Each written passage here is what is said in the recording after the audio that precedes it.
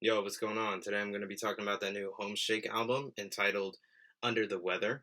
If you're not familiar with HOMESHAKE, he is an artist from Quebec. I guess similar to Tame Impala, he kind of does a lot of different things.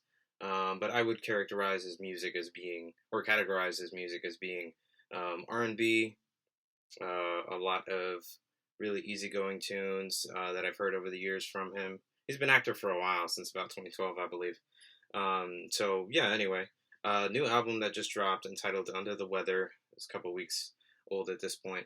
But I really wanted to go through and just kind of dissect this album that he put out recently. It's got about 11 tracks on it, and some of these are kind of long, so I thought it was going to be a quick listen. But it ended up being a pretty long experience, but it was enjoyable.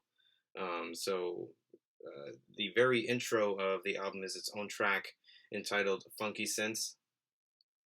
It's not really a song though, mainly just some synthesizers playing at random, all sorts of different melodies, different ideas coming together, just to bleed right into, I guess, the first actual song of the album, which is entitled Feel Better. My first impressions from this song, I can tell his singing has improved recently.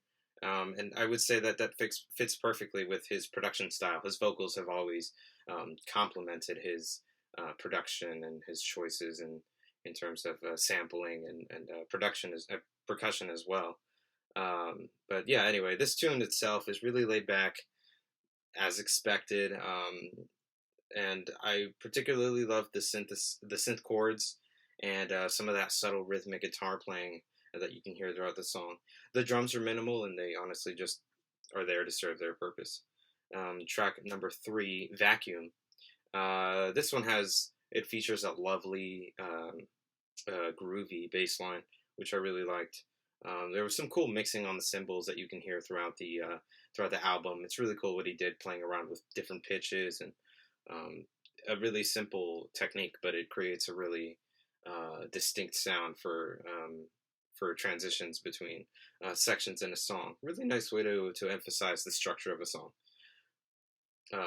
The melodies didn't leave a huge impression on me, but the production overall on this song was a highlight. Track number 4, I know, features some lazy guitar playing, some sparkly bells that kind of make an appearance throughout the song.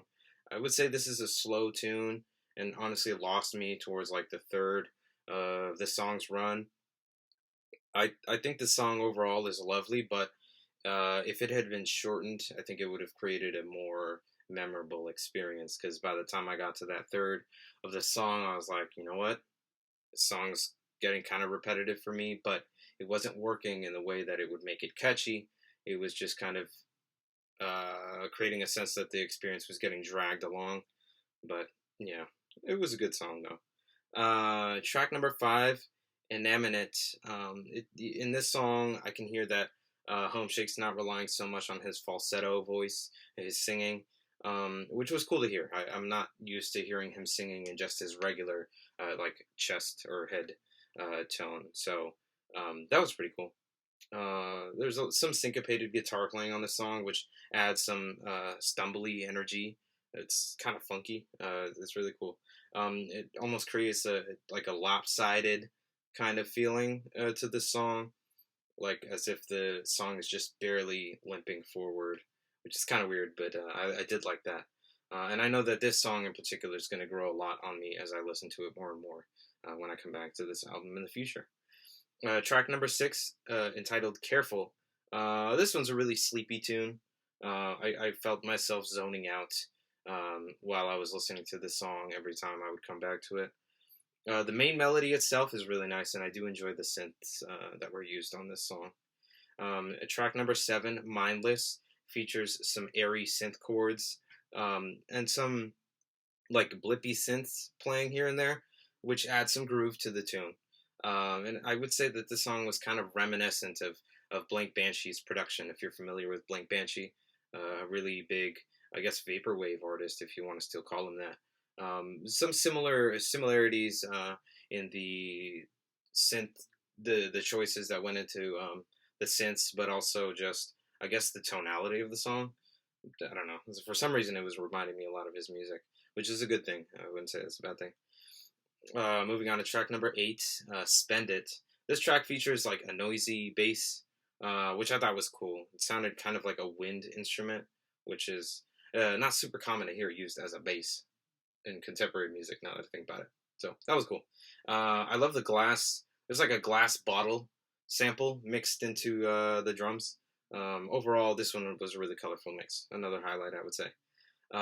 Track number 9, "Half Asleep After the Movies." This song sounds exactly like the title.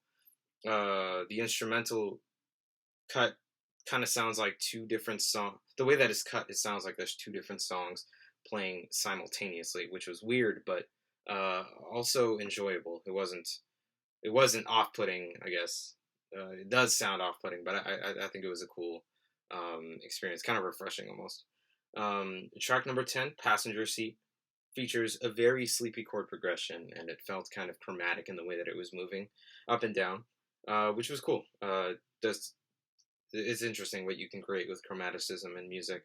And I think he was using it to his advantage, HOMESHAKE. And there's a lot of cool production on this song, so this one's definitely an interesting one. Finally, track number 11, "Tenterhooks," features some raw vocals from HOMESHAKE. At some parts, it kind of felt like he wasn't all the way there holding some of those melodies up. He wasn't exactly hitting the note on some of those, but that's okay. I feel like it created a very um, kind of like laid back approach to the song, so it just felt really raw to me.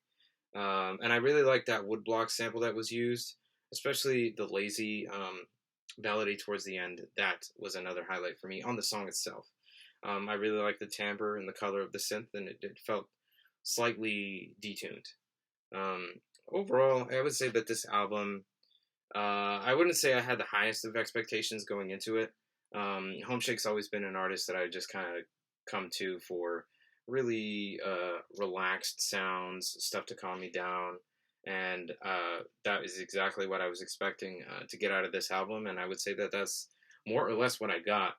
Um, I feel like he's taking a couple of risks here and there in some of the things that he's doing with each song, but I would say that this album felt a little bit safe when I go back and compare it to other projects of his from the past.